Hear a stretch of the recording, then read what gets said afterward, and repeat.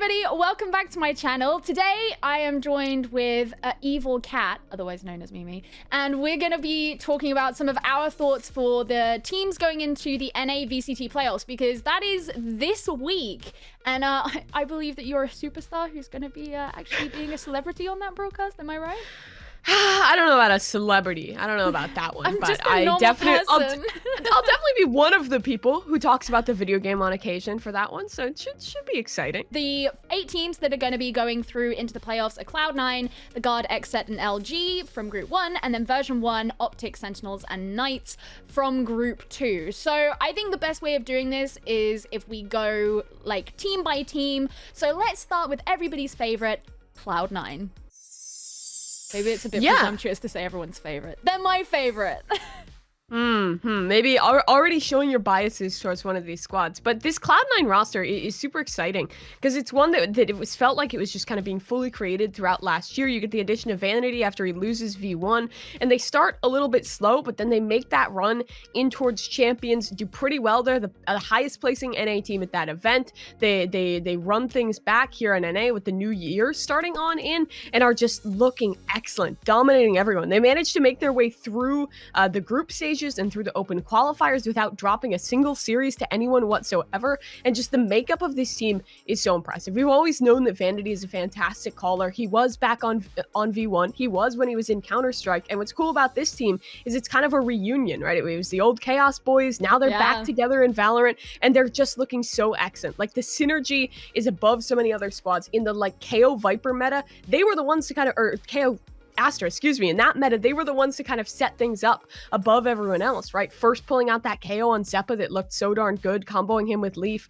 and then Vanity just being a solid Astra player. And what excites me about this team is that even in their early indications of playing on 4.04, they've adapted quickly. Like, it's just like a very high strategic level team. The compositions they play are very meta setting, and just as individuals, you have two of, I would say, the most insane, like, duelist and then flex player in Leaf and Zeppa. Zeta's utility usage is consistently on point when he's playing that Sova, and you also just get the Korean Breach buff. Like, they set what the meta is on Split. Everyone is playing Breach now. They also set it on the new patch on Haven. Everyone's starting to play Breach KO because of the compositions they're running. And then you have just Mitch, who's always solid as a Sentinel.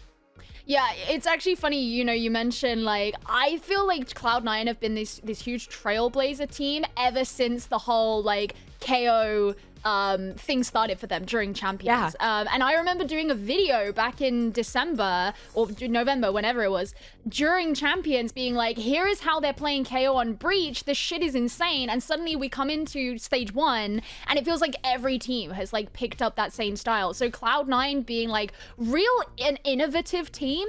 But the thing that's always made me love them ever since this iteration of the team was a thing is, like, I just think that their utility coordination is second to none. I mean, the like V1 and OpTic are also like really vying for that spot as well. I think the 3 of those you can really compare.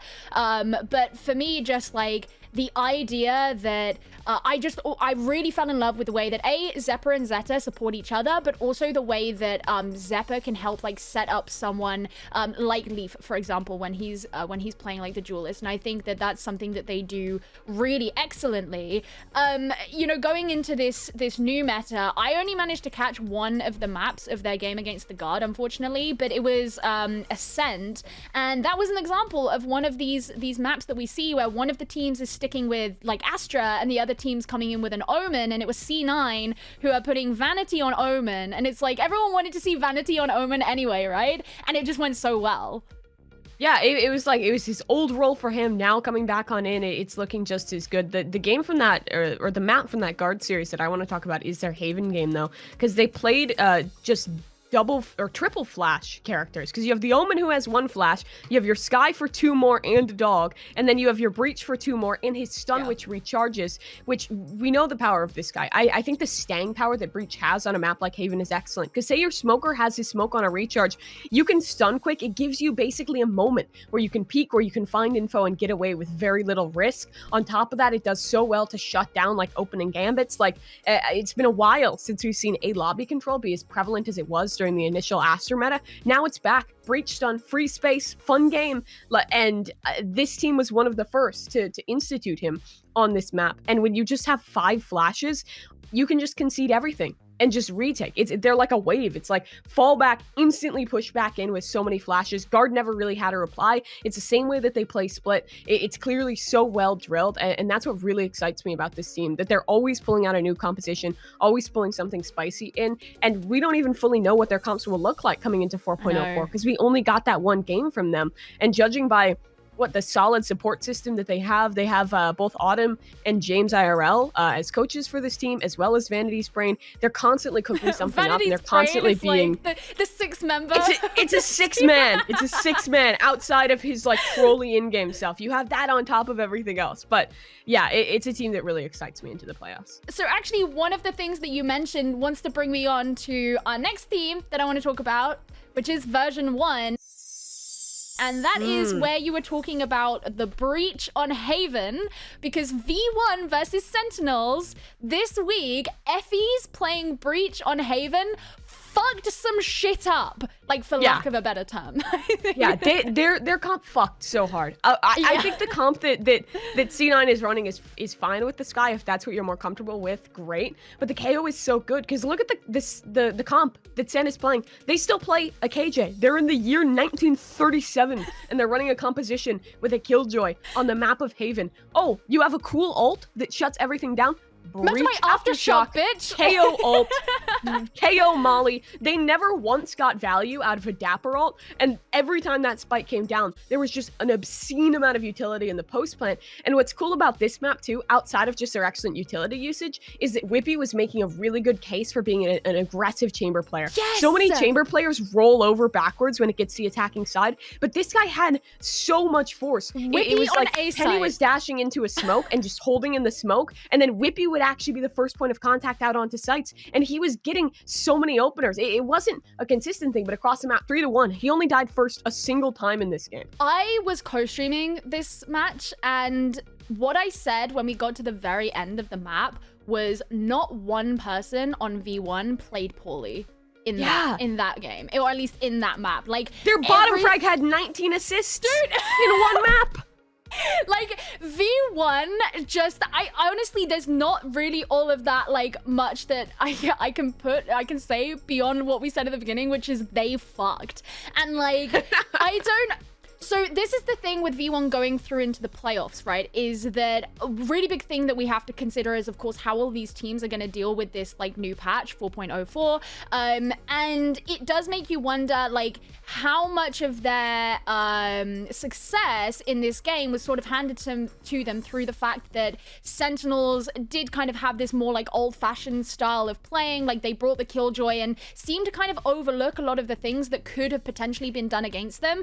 And yeah, I mean, Effie's on breach has to be someone that I constantly bring back into that conversation, because it's not even just like the aftershock that you do through into A-Link. It's like aftershocking down from heaven to clear hell and things like that. And these things were working, but they're not unknown quantities. When you watch teams that do play breach on this map, these are things that we're used to seeing. So how much of that was like from the fact that Sentinels clearly weren't dealing very well with these things, or how much is just that V1 are really good? Like, for me, I think that there's definitely a balance there. I think that V1 are an extremely strong contender for NA playoffs, because like there's I was gonna say synergistically. I think that's a word. That is a word. All right, I'll go for it. Synergistic is a word. I don't know if synergistically. Yeah, is it like an adverb? That sounds like a word. That's a word enough.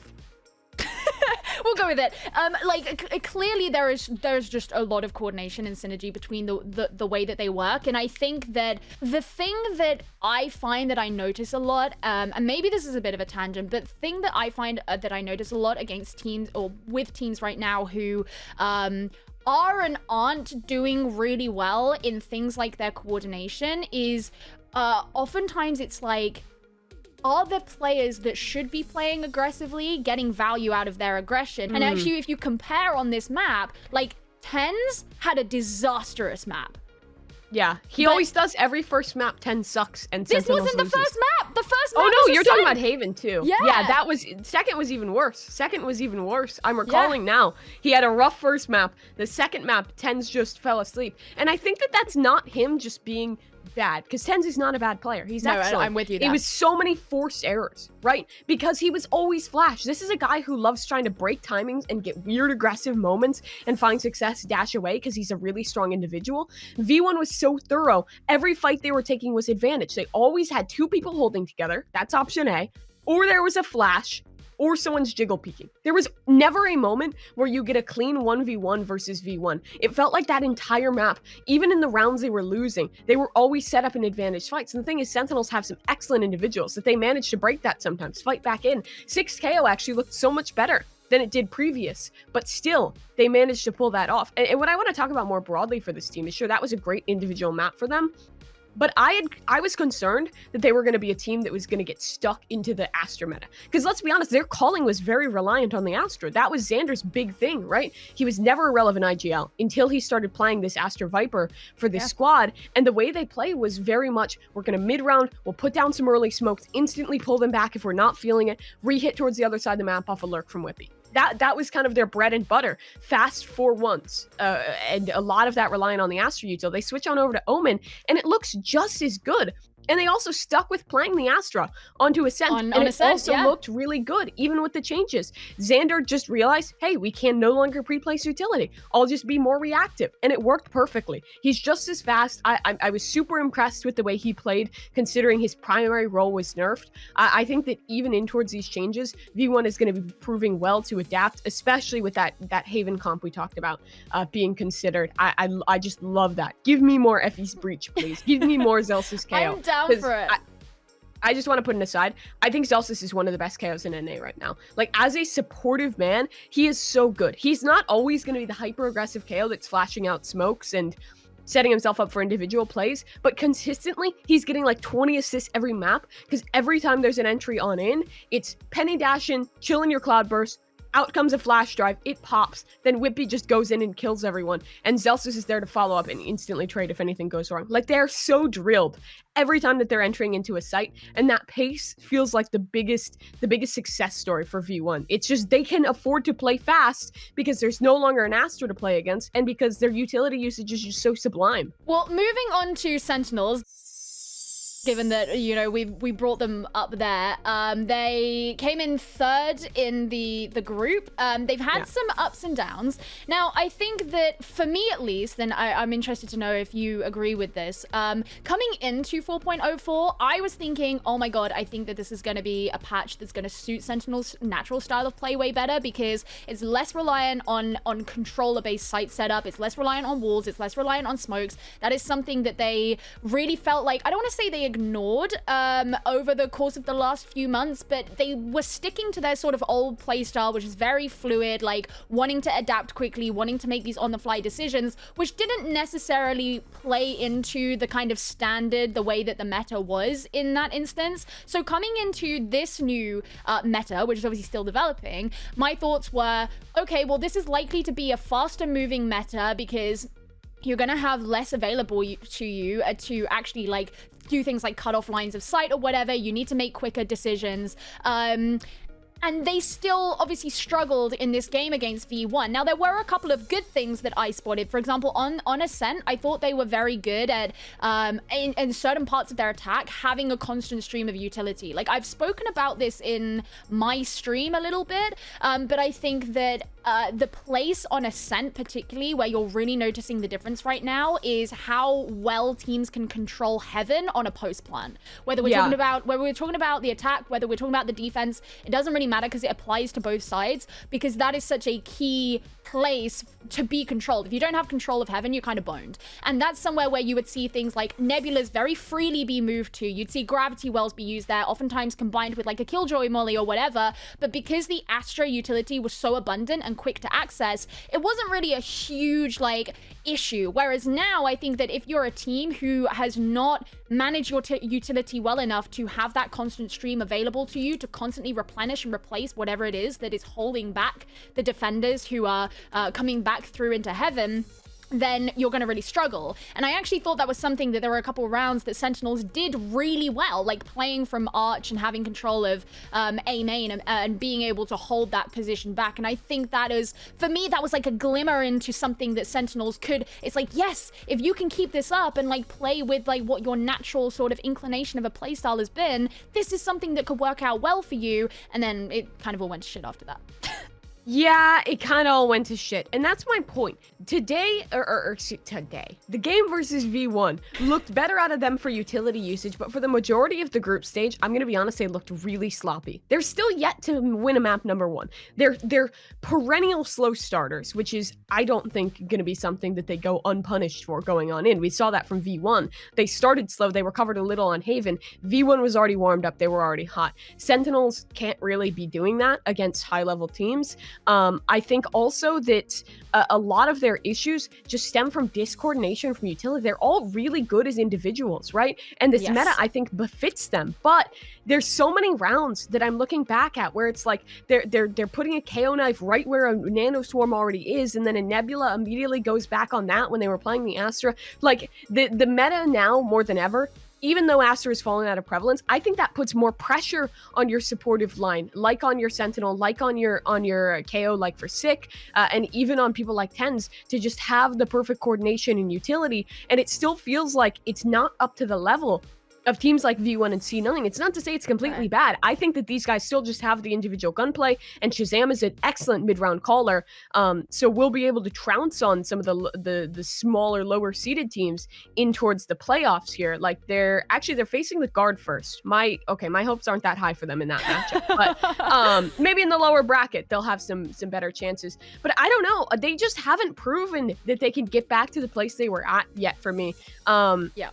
I think that the meta is better for them at this point. I think it's better to find like these individual gunplay success, but they just have to move past this inconsistency. It really does feel like this isn't a team looking dominant. This is a team that is just barely squeaking by to get in towards these playoffs. Like, there is a very realistic world where they could have lost that series against Rise. It was 13-11 on the second map. There's a world where we see Rise into the playoffs instead of Sen. They are barely squeaking by. And the other point to bring up is that they don't have a coach right now.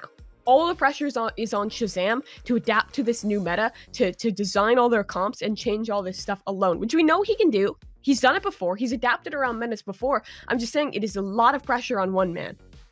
I mean, also you have to bear in mind that like Shazam did that in a time where like the teams that you were playing against were gonna have way less in-depth strategy. Like, yeah, time has gone on. Like, there has been especially when you're coming out of that like first opening year of an esport, like the understanding that teams have of the way the game is played and how much you put into the way the game is played and how much like utility comes into that changes. And it is a different time. And yeah, I do agree with your point. I mean, the fact that what I'm saying was like, they had this one thing that I thought, you know, showed a glimpse of promise, and it was still on a map in a series that they lost, and it was still something that just wasn't enough. That kind of says it all, right? It's like, oh, Sentinels did like this one thing that like showed some optimism. Like, that's good, right? Like, please give me the copy of that, you know? So I agree with you. I think at this point, and I've felt this way for a while, I do think that Shazam is the most valuable member on that team.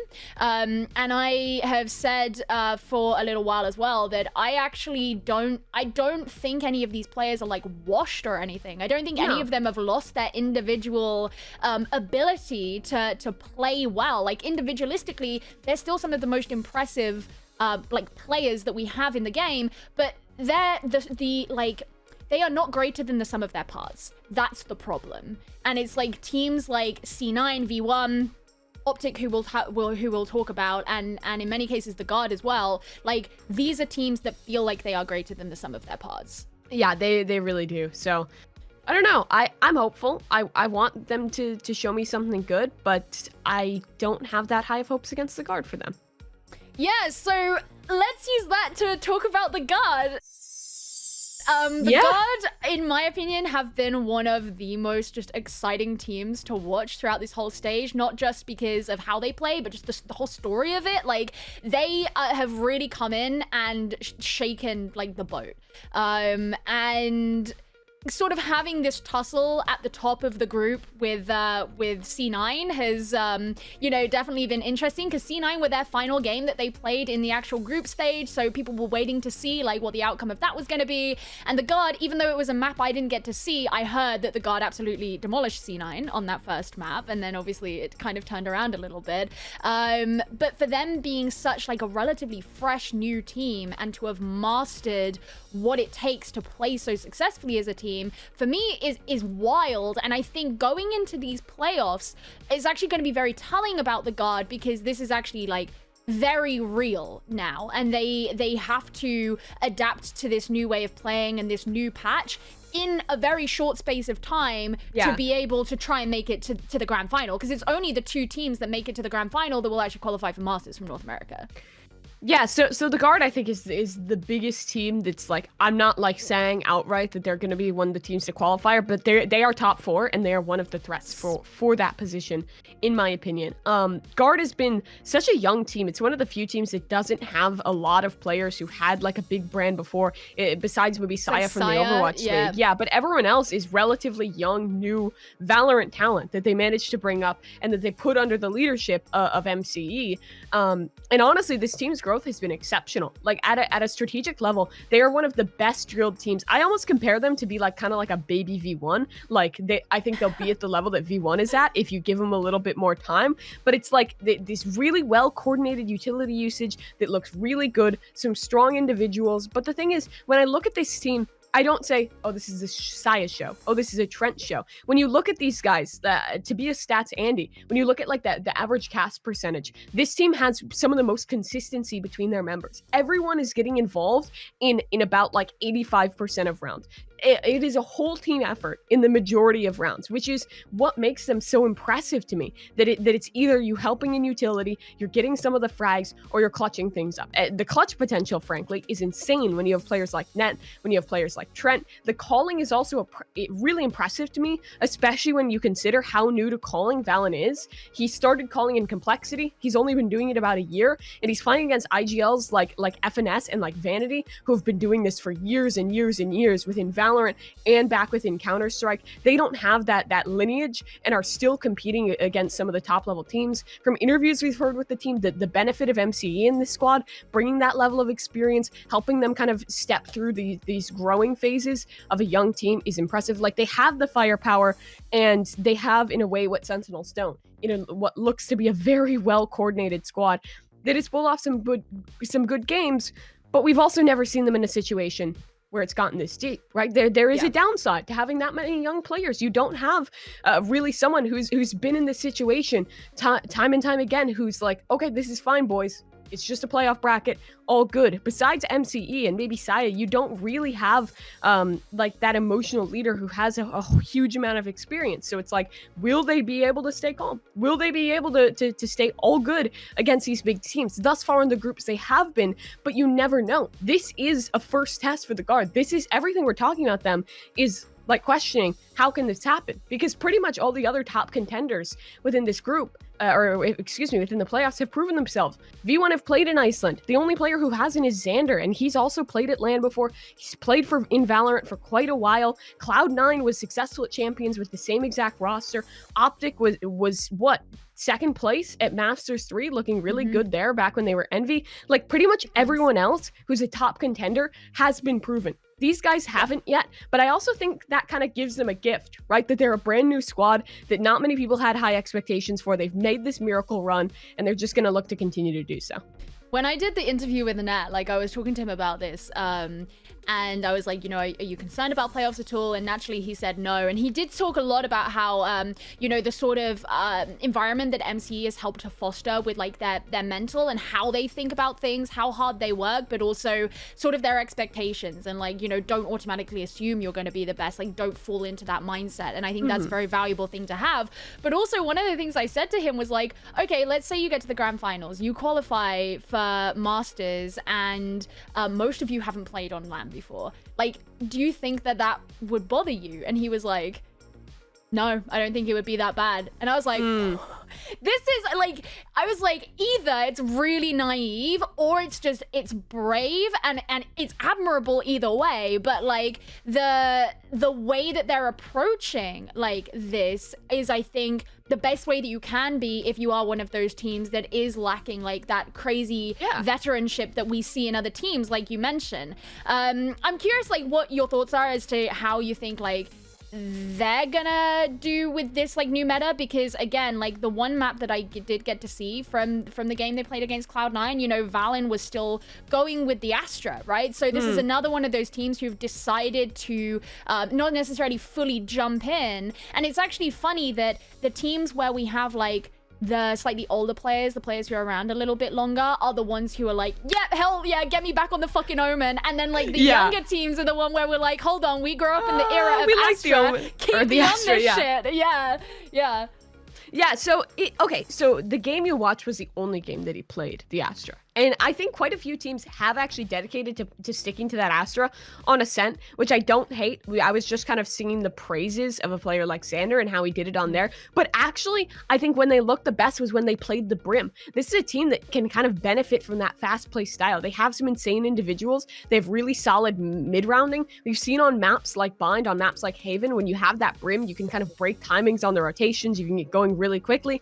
That's not really the point. My point more generally is that these guys already run a big variety of comps. Pretty much every player on this roster is super flexible. I would say Saya's the only one who's kind of like hard locked into a role, and he can do the Raze, he can do a Jet. That's better than most duelist players in NA. So it is a team that I have faith in to be able to adapt into the meta. I think that having MCE on the team is an automatic buff. And the thing that I've also found is that a lot of young players, which the Guard mostly is, they are a lot more driven to spend more and more time in the server, to stay super hungry, not only as a team, but also as an individual, to get themselves up to speed with the meta. So I don't have any doubt that the Guard will be able to do that. I think my biggest question is more so, will they crack when they're up against these top teams? And will they be able to have a new enough look that the teams with really incredibly strong callers and support staffs, like, like OpTic, like Cloud9, even less so, but even Sentinels,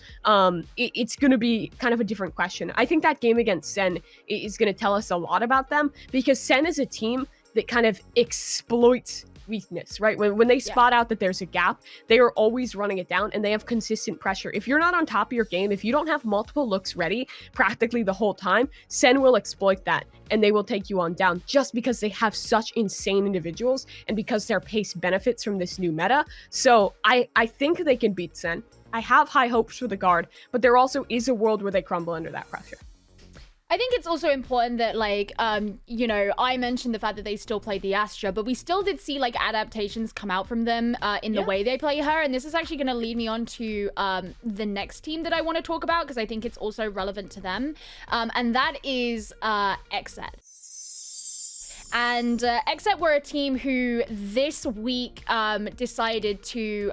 I was really fascinated by their game that they played against LG on Split, because they had very different compositions, and XSET decided to stick to the Viper and the Astra, while LG went for this Cypher Sage Omen, which I found really, really interesting. But one thing that the Guard, just to kind of link it back to what we were talking about, did when they were playing Astra, that you also noticed with XSET and how they were playing Astra, is rather than using a lot of the nebulas to kind of like cut off so many lines of sight in the same way that you would have previously. And we did have some of that, but it had to be very prioritized. Like in the case of Ascent, it's like, it's always going to be on like one of the main entrances, like B main entrance, A main entrance, like whatever. You're never really going to see it outside of that.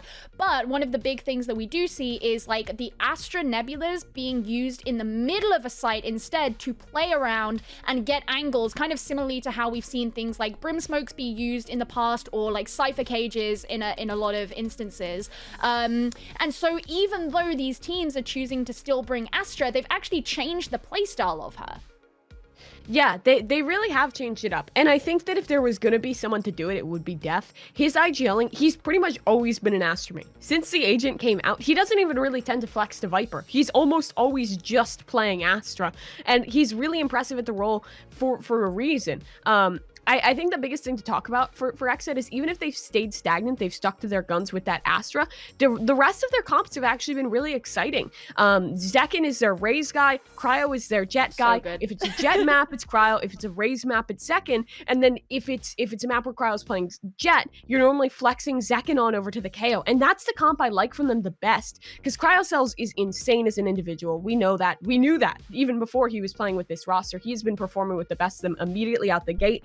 And Zekin has had that time to kind of mature, to come into this roster and be an extra voice for it. And I think that he was previously playing the Sky before he was playing the Raze. I think the KO befits his playstyle even better. He's looked really good with the flashes and being less like Zelsis in like a hyper supportive KO and more like just a strong entry duo where this man will be up first. Cryo dashing on in, him immediately following with the flashes, and him performing because he's an insane gunner as well on top of Cryocells.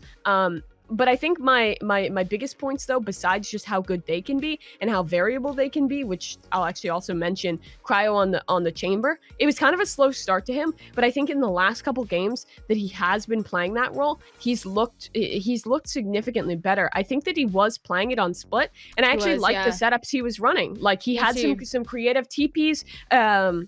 I think on their defensive side, there was a couple times where he was like anchoring towards a ramp. He had a TP to immediately get back towards mid. It was very similar to what Ye was doing on maps like Bind, where this guy can pretty much be anywhere at any time. And I think the role fit him well because while he's a great Jet rifle, I think where he thrives is with the AWP and with just like hitting clips with the Sheriff, and that's what Chamber gives you. See, yeah, this was actually something I really liked about the way that XSET played that map is they were having Cryo basically anchoring for so much of it and using the operator as a really big deterrent for the attacking team to actually push into a site, while actually most of the defensive setup was in mid. So like their Viper Wall was always in mid, they would have the Poison Cloud in mid, they would have presence in Vent and Mail, and typically it wasn't just 2 people. You would have like 3, I don't know if they went as far as 4, but like there would be a very heavy mid presence. That's where all that defensive utility was, instead of having that specifically put over onto the sites. And then you would have these anchors that were way more like weapons focused. And because like the attacking team, LG in this case, weren't running like a Viper Astra themselves, like I really found their composition quite interesting, the way they sort of like made up for the lack of like smokes and wall and basically rolled it into these 3 agents in kind of one. But because their composition was like sort of less, it lent itself less to being able to like break into a site as easy and cut off a lot of those things. Having an anchor just be like the guy with the op who can teleport out, I thought was actually really cool. And I'm a big fan of Cryo's Jet as well. So like I like the fact that we get to see both of those things be very effective for XSET. And again, it sort of goes back to that conversation we had earlier, right? About like ensuring that your players who are meant to be aggressive or they're meant to be playing those kind of more duelist engagement roles are getting the value that they need out of them and not lagging behind like those players who are providing more of the support and actually setting them up. And I think XSET did very well in that instance. I think they did too. And I think the other good indication here is that they don't play split. Normally that's their second ban in pretty much every series. They didn't here, they floated it. LG picked it, and they still looked really good on the map. It's clear that they're continuing to improve, that they're continuing to work their way on through. I actually really liked BCJ on the Sky. He didn't have the most impressive stat line as an individual, but he was doing really well for himself just in setting his team up for success in that game. I think that as well, we talked about it a little bit, but Def, even with the Astra changes, is still looking solid in that regard. There was a time way back in the days of yore when he was playing a lot of Sentinel roles when he was on Dignitas. So I'm wondering, do we see a change up? Would someone else be playing the Omen? Would someone else be flexing onto those roles? Or would it be Def kind of picking up that? Because he did play it a little bit as well back when he was on Dig. I think this team has a lot of options. They have a lot of really good voices. Def is a strong IGL. Zekin is someone who adds on into it. I think BCJ as well is just a consistent, strong support on the Sova. He gets overlooked a lot when we talk about people who are like role leaders in that regard. But while he's not the flashiest, he's not going to hit the same clips that Derek or EU would. He's doing really well consistently for this team. And the team is kind of almost entirely set up just to enable Cryo because they know that he is their best weapon. And they've done really well at that thus far. There are still some of these games where they get a little wonky. They took 2-1s to the guard and to C9, but also putting up as close fights as they did against a team like C9, it gives me good indications for them. I think I'm putting them in kind of my power rankings similar to the Guard, where like they're definitely like could be a top 4, top 5 team. It just kind of depends on the day. And that's almost always been XSET, right? It's like they're always one step away. They're always almost there. I'm just waiting for the moment when they finally break through. Their first game is going to be against OpTic. And so I think that they should be the next team that we talk about, because we keep referring to this like top 4, and OpTic are the only one that we haven't actually really mentioned just yet. OpTic, first of all, let's just set up the scene that they are out for a vengeance because of what kind of, they did not have a good champions. After coming second at Masters 3, had a really good run there, impressed a lot of people. They had, if I remember correctly, just brought in Marved to the roster, like just prior to that. So like this was kind of their first time being with this version of Envy, doing so well, and then for champions to go the way that it was. OpTic have got something to prove, and they've come into stage 1 like definitely on the way to proving that. They have been you know, almost comparable to C9 for me in terms of like how well their coordination in terms of like the utility usage specifically has been, but also I think that just like individual play as well. I mean, I've always been a huge fan of Victor, but Ye specifically has been someone who everyone's like looking at a lot. In my opinion, I think the one big downside that there is to OpTic is when they are not having a great game, and I'm trying to remember which game it was that they played in recently. Version 1, yes, on Icebox. It really felt like, to me, when they were struggling, every round was like reliant on Ye to clutch. It was like they were playing to, it just felt like every single time things went wrong, it was like, okay, well, Ye is the win condition. Ye is the win condition. And when OpTic play really well, Ye is not necessarily the win condition, but he's definitely a big part of the team and they want to enable him, but everyone's a part of it. And I think that for me, that is the one thing that kind of deducts a point from them, because when I compare them to a team like Cloud9, and I can't think of in Cloud9 where I would lie like such an obvious flaw. Like when Cloud9 aren't having a great day, like is it that they're always relying on Leaf? Like I don't necessarily think that that's true. I think that... I don't think we've seen a team that's fully tested them yet though. Cloud9? I don't think we've seen a team that's fully really pushed them to their limits. They lost that game against EG. They lost Breeze against them, and then they clapped back and they stomped them both times. They lost a map against Guard, then they clapped back, kept them in single digits, both the following maps. XSET as well. Well, it looked a little risky for a moment. XSET managed to grab a map. The final map, Cloud9 had it pretty squarely under control for me. I think that the closest they came to being like fully tested was definitely in that game against XSET. But the thing is, this squad is so good at adapting and kind of bouncing back in ladder maps that I don't know. I don't know if we've seen someone to exploit their weakness since Champions, when they were playing teams like Fnatic and Liquid, who shut them down. And in those series, it definitely felt like it was Zeppa and Leaf go kill, and everyone else was kind of falling away.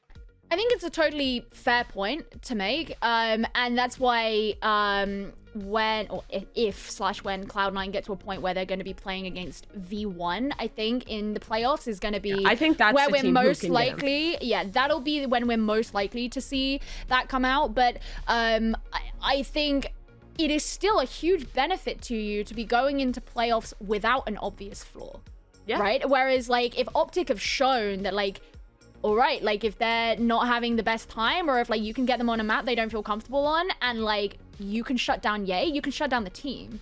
Yeah, that's a good point.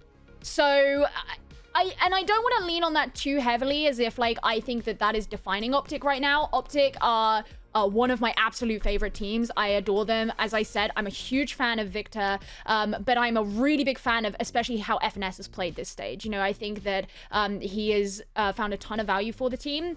I'm a really big fan of the way they play. I think they have some really good adaptations. You know, I was just this morning watching the game that they played against Knights, and I want to point out that Knights, since quals, have had crazy improvements in the way that they play straight up. Like it seems like night and day at certain times, but you know, OpTic and like Marved on the Brim. Like, man, that man's orbital strikes, dude. Like, you know, it was so really good to watch. I love it. Really, I love it.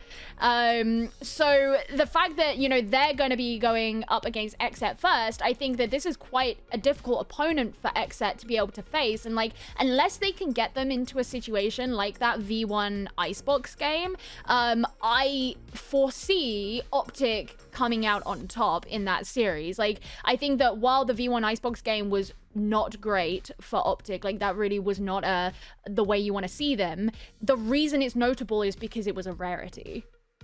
Yeah. Okay, so first of all, what I want to say about this team, sure, it's been Ye go kill in a lot of these games, but it's been a complete reinvention for Ye. I think Ye is our best chamber that we have right now in NA. He's so good at it. His setups are really creative. He's really kind of set the precedent for setups that other teams are using, especially on Bind. I think he was the first person who really got how we play chamber on this map. He was one of the first chambers who wasn't just trolling on attack and was actually still finding a lot of value and not just being kind of like a lurker who doesn't get that much value. So first off, that out of the way, I've really liked what we've seen from Ye. And this whole team feels like a squad that's constantly trying to reinvent themselves and push forward. And I think a lot of that is FNS. His improvement mindset as an IGL is really good. He's constantly pushing this team to do better. And him as an individual as well is pretty impressive. He's the man who kind of falls on the sword and flexes around so many roles. They've tried him on the Breach, on a Killjoy, on a controller, on a Sentinel. Like, this guy will literally play whatever role is needed for the team, which gives a lot of flexibility for everyone else to succeed. And I think the players that have been the success story besides Ye has been Victor for me, right? He's also playing a very flexible role, but when he looks his best is when he's playing that KO. I've really loved KO. KO is the aggressive KO, constantly flashing forward, getting hyper aggressive through smokes, taking these really early fights and taking the force off of Ye to be the star. Ye will still be the star, but Victor is now the man. I think a better way to say it is that Victor is the man who is creating the space, allowing Ye to have more freedom in towards the mid round, especially on their attacking sides. He's filled that void that was needed for Ye on the Jet and has allowed Ye to be more of a chamber, more of a late round clutcher, more of someone finding these timings, finding these lurks. And that's what I've loved out of him specifically. It feels like back when he used to play Phoenix again, but just on this KO, on occasionally this Sky. And while the Neon experiment didn't fully work, I like that they're trying those things out. I like that this team is experimenting. They're a squad that never looks stagnant to me, and they're crazy individuals allow it. I mean, you were talking about Marv, he's great. Crashes is one of the most consistent Sovas in NA, and I always have high hopes for any team getting called by FNS. I think they've let a few of these games slip away from them. The V1 loss was a good example, right, where they started really strong and then V1 clapped back in such a good way. But that's, I think, less about them having a failure and more about V1 exploiting those weaknesses. But I think that the weaknesses are very much treatable, and I think that there is space for them to look better in towards playoffs. Even if you look at this group run and you think, oh, they lost to Rise, I think they just had a bad day, to be quite honest. I think they were feeling rough. Rise was heating up. Rise did well to exploit some gaps. Neptune had an insane individual performance. I don't want to take that away from Rise, but I also don't think that takes away from the skill and the force that OpTic is going to show in towards the playoffs. Yeah, I mean, I pretty much agree with everything you say. The thing that really turned me on to the Ye chamber was, and you mentioned it, is their bind play, like the way that he would anchor down in U-Hall and basically like hold the A site from there. And it was such a valuable, it was a really utility efficient way of doing it. Like, it was an inexpensive way of doing it, but a very effective way of doing it. And I found that like the way that they would use like the teleports as well for him to be able to, you know, make fast rotates. I think like they were one of the few teams that I actually saw like have certain teleports like between like sites, because they're quite close to each other on bind, right? So I felt like his value in like that position was awesome. I agree, I'm a very big fan of Victor on KO. I think he's probably my second favorite KO in NA, but I was always, for the longest time, Victor was like easily my favorite player to watch when we were in like the Sky meta, because I felt like his way of playing Sky really exemplified how to play her as a very supportive initiator. And if you were to compare that to something like how Ethan famously played Sky as a very self-supportive initiator, like Like Ethan could play Sky in a really self-sustaining way where he could almost like make himself the duelist off the back of his Sky utility. And I felt like they represented different ways of playing her, and I was a really big fan of the way that Victor went for that. And his KO is very similar too, and he's also very good at getting in these like jammy little positions where like he can avoid utility, like avoid a recon dart, avoid a dagger himself, and then respond with his own like dagger or flash or setup or fragment or whatever it is. And it's just like, it's so like, it's so fucky. But like, I love to see it. And I think, yeah, leaning on like that negative from the V1 game was maybe, I think the way I put it was definitely, it came across more unfair than I intended it to be, because I agree with you that like they brought a lot of creativity into that game, and the innovation that they're showing I think is really important, and the fact that they're still performing well on these like innovative decisions, but also being able to learn very quickly from them. Like the whole neon thing, you could see in the way that they were playing it that they had planned so much out, and there were so many awesome ways they were choosing to play that, like by being able to like bypass like the grav wells and the fault lines that were in A lobby or whatever, and the way they played on A. But the thing that made that difficult for them to succeed on it was the fact that Zelsis was making really good adaptations when we got a number of rounds into the game and stopped playing aggressively on A main, and they would play for A on a retake, which suddenly then the neon didn't have as much value against that. That's not a case of OpTic playing poorly, that's just a case of like them being adapted against, and like cool, okay, they tried their thing, it was good, and then they've learned from that. Maybe we'll see in playoffs they come back with a better neon at some point, you know, like you never know, they might have built on top of that, or they may turn around and be like, we tried it, didn't work, let's focus on something else, we're obviously in a different patch now anyway, like whatever. But it's that ability to kind of like learn from what they're doing and then really grow the things that have worked, like that Yay chamber, like that Victor KO, that I think makes OpTic really strong. Yeah, but I think you alluded to another one of these teams when we were talking about OpTic, and that was Knights. What's your take on the resident Ascent Andes of North America?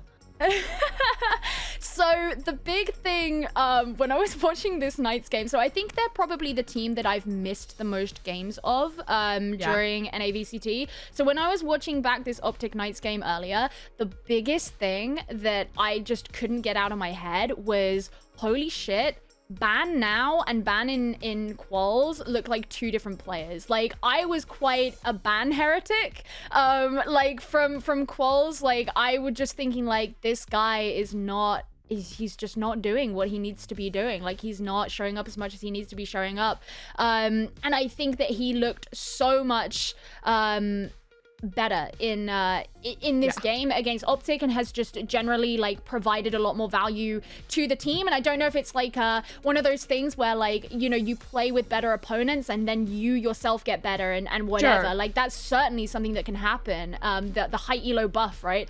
That's elo hell is real. And yeah, but that's like the really big thing that I noticed. And I also felt that they were way more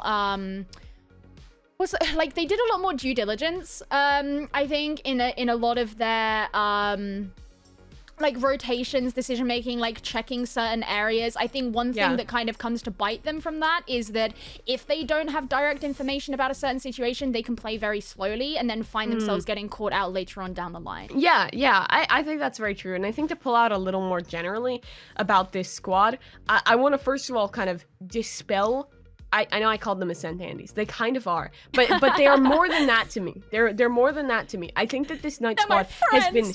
They're my friends. No, I think they have been growing depth throughout this series, throughout the groups, which is what you said. Yes. And I think that their series against Rise and then against NRG kind of show that growth. The way they played against Rise was excellent. I want to highlight a man besides just like the default duelists who are good at the video game, and that was Scuba. Scuba has been looking really excellent. He was kind of an unknown player coming in towards the groups, and he looked so good on the Astra, on the Viper. He was just absolutely smacking Rise as an individual. Then we get into the new meta, the new patch. I'm like, okay, maybe Scuba's not going to be as good anymore. And maybe he had a bit of a rougher series against OpTic, but I still felt like he was finding a lot of the same value. on the Omen. I'm excited to see if that's something where if it was just kind of a bit of a worse game versus OpTic, or if it is going to hit his performance being on a different agent. But I think being a smoker that doesn't IGL, having that Astra actually can almost hurt your individual play than more. I think when you're an IGL and you play Astra, you get a lot more support and you feel a lot better because you have that global influence and you can help everywhere. And as a leader, you can kind of sit back a little bit more. But Frosty, who is actually their IGL, is the opposite of that. He plays a lot of the Killjoy. He was messing with the Brimstone when they played against OpTic. And I really like this player. He is a pretty young guy. I think he's 17. This is the first like real big roster that he's called for. And while it's gotten rough in a few series, the series that they were winning, the calling actually looked really, really good. And I was happy with what I was seeing. I think he's also a super solid lurk. If I'm recalling correctly, I think there was a game where he was on yeah, it was the chamber. I want to say it was their icebox. I can't remember it. But this guy was constantly lurking up mid, constantly applying pressure. And that way, I'm trying to find the actual game because my memory is failing. I want to say it was against NRG. Okay, maybe I am crazy. Memory is way better than mine. I have the worst memory in the world. I don't think they ever played Icebox. I think I have fabricated this memory. But my point still stands. You just dreamt up a fucking Icebox game. I just so dreamt up. Shit on I see Valorant in my sleep. Please help me. This is too much. Too many VODs. Oh God, what's gone wrong? No, but this guy's looked really good as an individual. His lurks have been solid. His calling has been solid. There's some good firepower for Knights. With all that said, they're gonna get absolutely shit on by Cloud9. Here's the thing about Knights run. They have been. At the end of those notes of that map, I have I am tired, and then I guess I just gave up and went to bed. Great notes, banger notes. No, but let's talk about their run through the playoffs a little bit. Let's set some expectations. Sure, they have all these good things. They play Cloud9. They are not beating Cloud9. They play XSET. I don't think they're beating XSET. Okay, that's supposing if XSET lose to OpTic. If OpTic lose to XSET, they also lose to OpTic. These guys are probably getting first rounded. Sorry, Knights. No ill feelings towards y'all, but their bracket run is very, very tough. And I think that we can say it's been a success story that we've seen them grow. This was a tier 2 team that didn't have many expectations. They took a couple wins. They made it to playoffs. That's already good enough. If they can make this a fight against Cloud9, that's even better. And like we said, they have some tools to do it. I'm hopeful that that'll be a fun match at very least. But my hopes are also probably going to be destroyed by someone named Leaf just running it down on Jet and deleting them. I think that's the way I see it, is like Knights have grown so much this stage that even if they get first rounded, the fact they made it to playoffs is a huge achievement in and of itself. Yeah, and I just did want to tag on a little bit. Like, I agree. I think that Scuba has also impressed me. I think that one of his vices is he can get a little bit over aggressive early in a round sometimes, which is you know, with issues like that, I think it's so easy to shit on them and be like, wow, that's such like a stupid issue, but it's an easily fixable issue as well. You know, I would rather that be my problem than something like really fundamental and like whatever the fuck is going on with Sentinels or 100 Thieves, right? I would rather like, oh no, my controller can be a little bit aggressive sometimes, let's just rein them in, right? So I'm not going to shit on them like too hard for that. I think that should be something that they can come back next stage and kind of like have sorted, whatever. But I agree. I think that Knights are probably not gonna go particularly far in these playoffs, and it'll be a huge upset if they do. But it's massive that they actually got there. So that leaves us to our final team that we have in the playoffs, and that is Luminosity Gaming. How do we feel about them? They're pretty solid. They're fine. I like a lot of the players. I like their coach, Mac. I think that they have some good things put together, and I really was a fan of the changes they made heading on into this one. I looked at bringing in B-Dog and Mata, and I initially thought when I saw that, are they going to have an over-reliance on these players? Is it going to be an over-reliance on these individuals to perform? And I didn't think that it was. I think that the way that they flexed roles to integrate these guys was actually really good. They keep Mata on the sky, they give Mata the raise when it's needed, and then they can kind of just have that other boy in B-Dog just play the Jet, just play the Sage. Mata was a star in his previous squad. He almost reminds me a lot of Dre, right? Where he was playing just the duelist. Right. He comes on over to a new roster. They put him on a more flexible role, trying out these supportive agents, and he thrives. It was the same with Dre. Dre's a great Sova. He starts to look really, really better. He's a good Sova. I think he's even better than he is as a Sova on that chamber. So I've really enjoyed that, and I think that Luminosity made the smart decisions. I think they've set up to enable B-Dog. But I also think that that there are still some kind of weaknesses, some kind of growing pains showing. This is one of the teams that didn't have quite as much time with their roster, although they were playing a fair few smaller level events. I think the teams that just have like those ridiculous star one-off, like insane players, your Cryos, your Tens, your Yays, I think that B-Dog is good. I don't think he's there quite yet. I don't think they're quite at a point where they're making themselves a big competition against those players. But I do also want to add the silver lining that I really like the way they play their game against 100 Thieves. I thought they looked really good there, right? B-Dog was having one of his best performances. Tig is a really variable player. He's traditionally been on the Astra, and that's where he was thriving there. I really like him on this roster. Yeah. And I think that Dazzler is also a good support when he's on the Sova, when he's on the Breach, when he's on the Sky. He's looking good in practically all those situations. But then their last 2 games was against Cloud9 and against XSET. And both those, to be honest, were pretty darn one-sided. They put a good fight against XSET on Split. We already talked about that game a little bit, right? Like, they were the ones pulling out the Omen. They were changing up their comp a little bit, which I was a fan of. But versus Cloud9, besides that one like OT game they got where they pushed him close on, but it's like, right, like they're losing 2-0, but they're always finding like one game that gets so close. It's just about like pushing it just over the line. And I think maybe I said I was a little too down on B-Dog. I don't think that's fair. I think what I initially said isn't really fair. I think that this guy is really good. I think it's just that he hasn't had the same amount of time that some of these other guys did. And I think that he will get to the point. When he was playing with TSM Academy, that kind of proved it to me, because he was an excellent player, dominant within the tier 2 scene with them. And I think he's also solid on Chamber. He's no Yay at that agent, but he started to pull out some new setups, look creative at it, and it gives room for Mata to sometimes be playing this Raze, which I think is another successful point for this team. Yeah, I mean, my problem with, so like going back to like their game against C9 where we did see B-Dog play in the chamber, I thought that was pretty good. I think that one of the biggest issues that I had with some of the way that they were playing against C9 is like they didn't like bring, because they weren't playing a Sky or anything, they didn't bring flashes, which made it really hard for them to like push areas like like B long, for example, which is it's one of those like those small things, but like that was a big problem for me. One of the players on LG that so this is like one criticism I definitely have is like, I think Mata is an excellent Raze player, but I do not like Mata on KO. And the reason I don't like Mata on KO is because he plays for himself. Like, he plays very individualistically. If you look at where he's playing on like a Breeze attack on KO, he's oftentimes on his own. And I'm not a fan of a KO, especially on Breeze, playing on their own. I think you need to be playing to directly support your duelist, have someone else go off on their own. Like, I don't think the KO is the right person to be doing that. And for me, that was the really standout thing about how Mata was playing. That kind of like, I don't want to say it irked me, you know, like everyone should have their own individual playstyle, but for me that was not representative of the ideal way to play KO and not representative of the best way that they could have played. But again, like that's something that like they can grow improvements on. I'd be interested to see if that comes out or like how that comes out, like going into these playoff games that they have. Like you mentioned, I'm a big fan of Tig, and in this game against XSET where we saw Tig playing on Omen instead of Astra, you know, Tig's obviously a big Astra player, as you say. There was some really nice little like moments using the Omen tech. Like there was one particular round where they were doing a retake onto the A side, and Tig comes in from A Heaven. He's with one of his teammates. I don't remember who it was. The teammate stays on A Heaven. Tig sends in the paranoia to elbow where there's two attackers, sorry.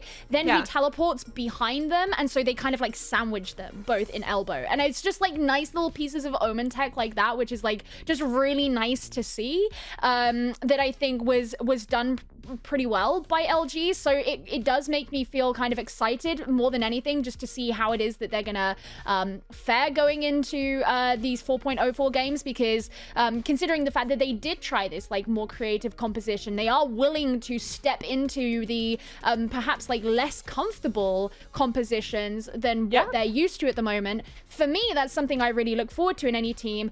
I am usually quite a big fan of Moose as well. Like I've always enjoyed the way that Moose plays. He's not necessarily the most perfect player, but like when he's on on Viper, I can always like, I feel like he's a player who you can always sort of understand what their thought process is with like a lot of his decision making, and I always find myself rooting for him in a lot of the situations that he's playing in. So LG, I think, are a team that probably haven't seen their full potential yet, but given the fact that they are willing to lean into a lot of these new ideas, makes me excited for like where that could be, because they're not like just sort of sticking with their old ways. Like they don't want to get lost in like antiquated ways of playing Valorant. Like they want to be on that edge and mastering them. So sure, there are things about some of these players and the way that they play that don't fill me with joy. I haven't been like an overall massive fan of them. Does the team bring joy? No. Delete the roster.